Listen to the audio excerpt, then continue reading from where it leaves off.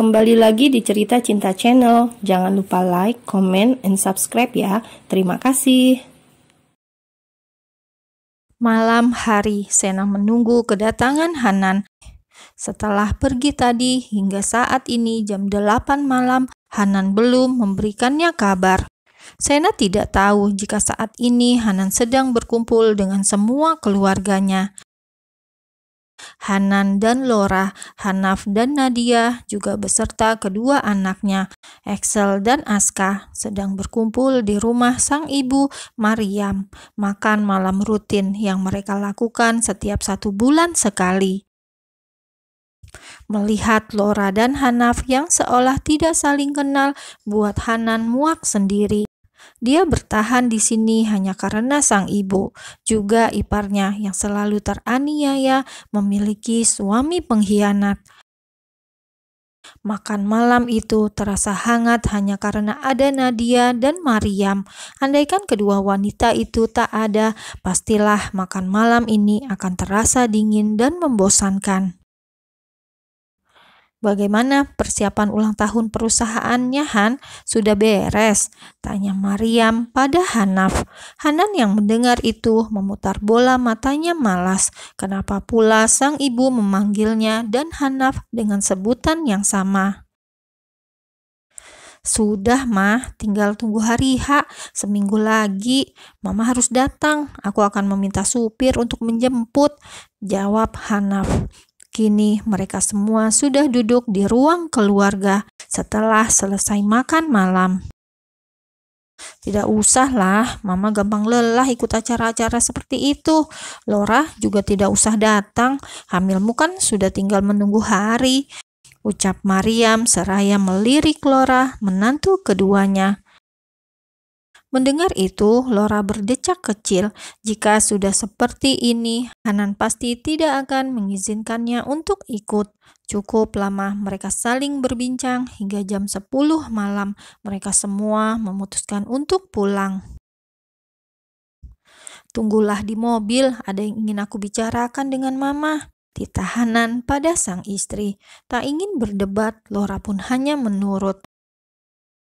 Laura berjalan sendirian keluar hingga sampai di teras. Ia melihat Hanaf yang memperlakukan Nadia dengan begitu istimewa, menggandeng tangan istrinya itu, bahkan membukakan pintu untuk Nadia.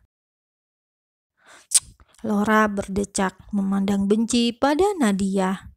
"Wanita bodoh, suamimu itu sudah berulang kali menyetubuhiku," gumamnya dengan begitu geram.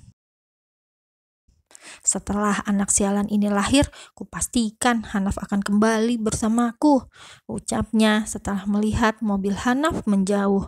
Akhirnya Laura kembali berjalan, masuk ke dalam mobilnya sendiri dan menunggu Hanan. Di dalam sana, Hanan duduk bersebelahan dengan sang ibu di ruang tengah. Ia ingin membicarakan tentang Sena, wanita yang kini dicintainya. "Mah, Mama tahu kan, aku tidak pernah sekalipun mencintai Laura. Setelah dia melahirkan, aku akan menceraikan dia," ucap Hanan langsung. Mendengar itu, Maryam hanya menghembuskan nafasnya kasar. Maryam juga tahu semuanya, jika anak laki-lakinya ini dijebak oleh seseorang hingga berakhir menghabiskan malam dengan Laura. Tapi Maryam pikir dengan berjalannya waktu, Hanan akan menerima Laura, tapi nyatanya tidak. "Jika itu yang terbaik, Mama akan selalu mendukungmu, Han. Mama hanya minta satu, sayangilah anak itu dengan sungguh-sungguh. Anak itu tidak bersalah, Han. Dan dia adalah darah dagingmu." Hanan terdiam, tak mampu menjawab.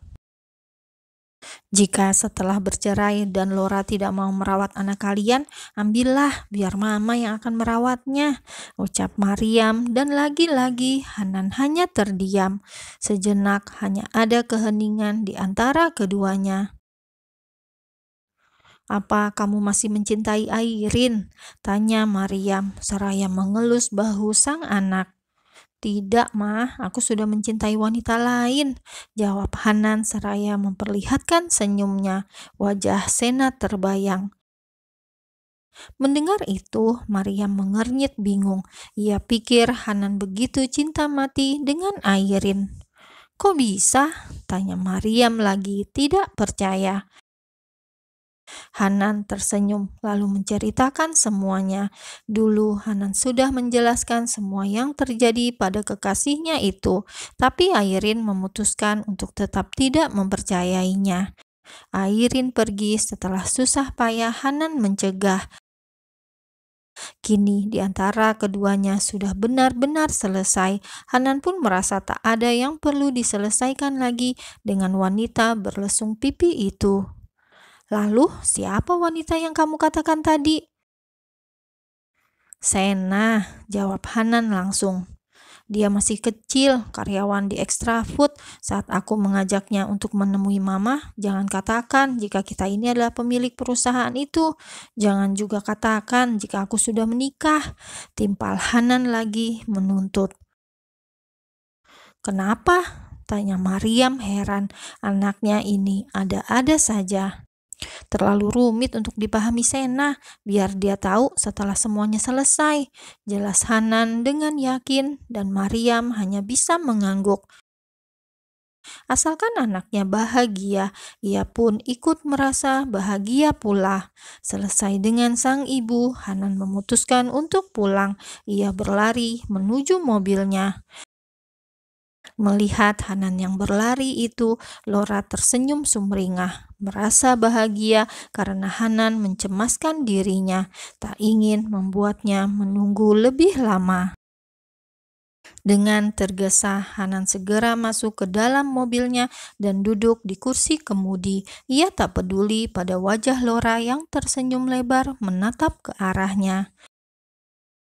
Tanpa bak bibu, Hanan segera melaju dan memasuki jalan raya. Tak lama ia menepi di tempat yang cukup ramai. "Turun," ucap Hanan dingin tanpa menoleh sedikit pun pada sang istri.